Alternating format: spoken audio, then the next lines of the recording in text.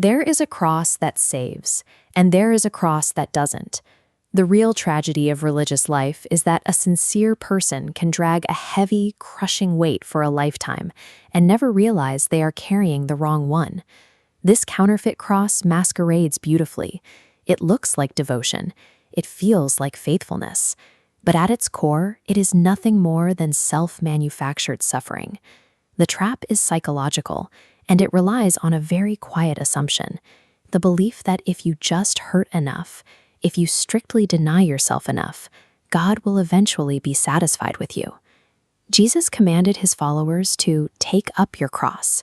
The crucial word in that sentence is take up, not build. The cross is not a structure you construct out of your own disciplines and deprivations. It already exists. You would think this level of self-constructed suffering would crush a person's ego. The paradox is that it does the exact opposite. Instead of killing self-reliance, the counterfeit cross quietly inflates it. It creates an economy of spiritual currency. Acts of self-denial become deposits. Sacrifices become quiet pride, logged on a spiritual ledger.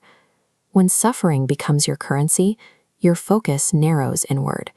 You become entirely obsessed with your own account balance, pushing God entirely out of view. These self-manufactured crosses do not save us. They turn spiritual devotion into an endless, grueling construction project, fueled by quiet pride, and they leave us utterly exhausted. This specific psychological trap is clearly not a modern invention. We are definitely not the first people to fall into it.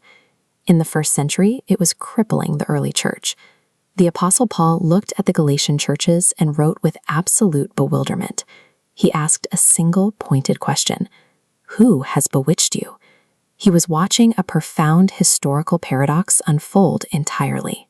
These were people who had been handed complete, unearned freedom, yet inexplicably, they were voluntarily picking the heavy yoke of exhaustion back up, trying to earn what they already possessed.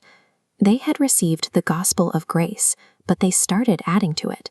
They layered on new rituals and intense observances and earned merit, acting as though Christ's work was somehow incomplete and required their finishing touches.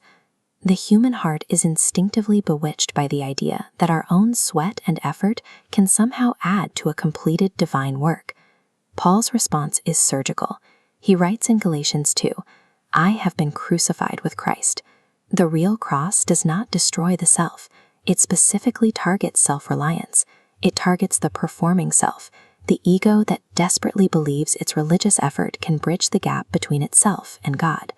This is why the real cross is deeply offensive. It requires absolutely zero performance, no qualification, no earned approach. Because you contributed nothing to it, Paul points out that the cross eliminates all human boasting. There is simply nothing left to take credit for.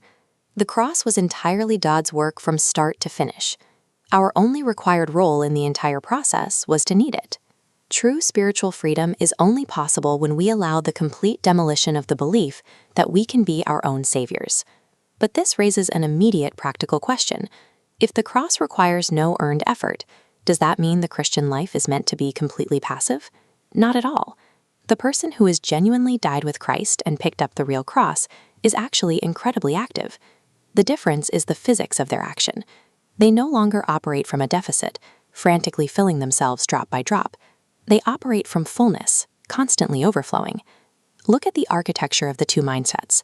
The builder works toward acceptance, hoping to reach it. The follower lives from an acceptance they already possess, which leaves us with a very simple, cutting diagnostic tool to test our own motives.